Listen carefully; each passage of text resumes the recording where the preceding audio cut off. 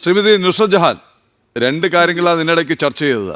ഒന്ന്, parliamentary delegation, സർവകക്ഷി ഡെലിഗേഷനെ നിയോഗിച്ചത് ഒരു ഡിപ്ലോമാറ്റിക് മിഷനോടുകൂടി വിവിധ രാജ്യങ്ങൾ സന്ദർശിച്ച് അവിടങ്ങളിൽ പോയി പറയണം പാകിസ്ഥാൻ എന്ത് ചെയ്തു, ഭീകരവാദികൾ എന്ത് ചെയ്തു, ഭാരതം എന്ത് തിരിച്ചടി നൽകി, അതെന്തിന്, എങ്ങനെയെന്ന്.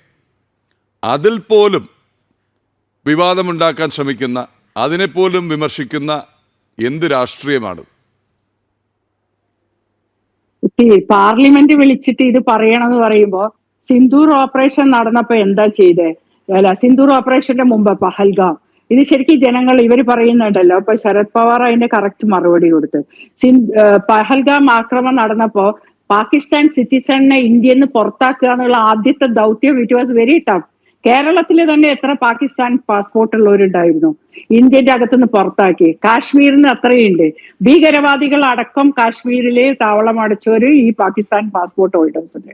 ഇവരെ പുറത്ത് തുരത്ത ചെയ്യണ സമയം അത് ചെയ്യണമായിരുന്നു. ഇവരെയൊക്കെ പാർട്ടിക്കാരെ വിളിക്കണമായിരുന്നു. ഒരു ഗവൺമെന്റും ഒരു ആർമി ചെയ്യേണ്ട കാര്യങ്ങൾ അത് നടന്നുകൊണ്ടിരുന്നു. പിന്നെ ലോക്സഭ, ഇവരൊക്കെ എത്രയും വലിയ രാഷ്ട്രീയം പഠിച്ചവരാണ് കമ്മ്യൂണിസ്റ്റുകാർ. എന്നൊക്കെ കളിയാക്കും.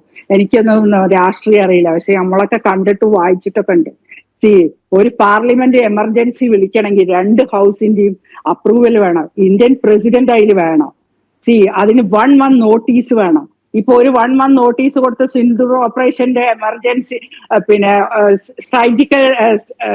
സർജിക്കൽ സ്ട്രൈക്ക് നടത്തുന്നത് പാർലമെന്റിൽ ഇരുന്ന് റിലേ വെച്ച് കാണിക്കായിരുന്നു ലോകത്ത് മുഴുവനും.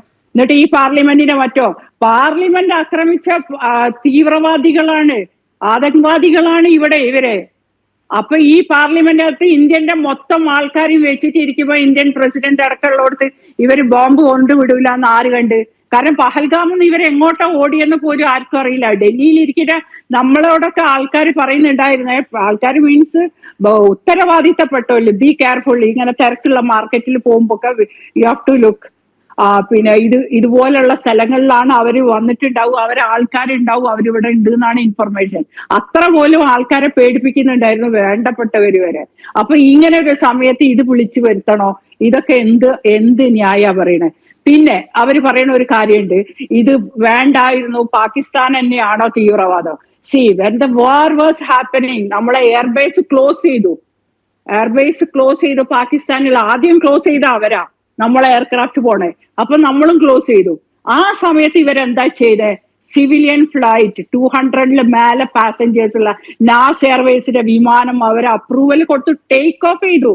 ഒന്ന് ആലോചിച്ച് നോക്കിയേ, വാർ നടക്കുന്ന സമയത്ത് അവര് ചെയ്തേ. സിവിലിയൻസിനെയാണ് ഇവര് ടാർഗറ്റ് ചെയ്തത്. ആ ദിവസം ഇന്ത്യയുടെ അപ്പൊ ഇവർക്കൊക്കെ ഹാപ്പി ആവുമായിരുന്നു. കമ്മ്യൂണിസ്റ്റുകാർക്കും ജമാഅത്ത് ഇസ്ലാമിക്കാർക്കും ഒക്കെ കരയണേ, പാകിസ്ഥാന് വേണ്ടി കരയണവർക്കൊക്കെ സമാധാനം കിട്ടും. അന്ന് ഇന്ത്യ സിവിലിയൻസിനെ അടിച്ചു എന്ന് പറയും. സംഗതി കഴിഞ്ഞില്ലേ? മൊത്തം ഇന്നുണ്ടാവുന്ന പോലെയല്ലല്ലോ UN അടക്കം അത് ചർച്ച ചെയ്യാം. Things will change. അത്ര പോലും ഇവര് ചെയ്തപ്പോ ഇവരെ തീവ്രവാദികളല്ല, ഈ രാജ്യം തീവ്രവാദം വെച്ച് വിളമ്പുന്ന ഒരു രാജ്യമാണ്. അതിന്റെ മിലിറ്ററി അങ്ങനെയാണ്, അതിന്റെ പ്രധാനമന്ത്രി അങ്ങനെയാണ്, അതിന്റെ മിലിറ്ററി മേധാവി എന്താ അതിന്റെ ഒരാഴ്ച മുമ്പ് പറഞ്ഞത്? ഇന്ത്യക്കെതിരെ ജിഹാദ്. POK നടന്ന ലഷ്കർ-ഇ-തോയ്ബന്റെ നേതാക്കന്മാരും ജമാഅത്ത് ഇസ്ലാമിന്റെ നേതാക്കന്മാരും പാകിസ്ഥാൻ മിലിറ്ററിയുടെ നേതാവും ഒക്കെ കൂടെ എന്താ പറഞ്ഞേ? It is time for jihad, Islamic jihad for India. India തന്നെയാ പറഞ്ഞേ, ഇസ്ലാമിക് ജിഹാദ് ഫോർ ഇന്ത്യ. അത് പല വിധത്തിലും നരേന്ദ്രമോദിനെ പറയണ്ടല്ലോ, ഭക്ഷണത്തിന് ഇവിടെ മതം, സംഘികളായോണ്ട് സംഘികൾക്ക് എന്താ കുഴപ്പം? സംഘികൾ ഇതൊക്കെ നേരത്തെ മുൻകൂട്ടി കാണാനുള്ള ബുദ്ധി ഉണ്ടായിരുന്നുണ്ട്. ഇവര് പറയണ പോലെയല്ല. ഇവര് വിചാരിച്ച ഒരിക്കലും ഇവരെ തലയിലാണ് ഒന്നുമില്ലാത്തത്.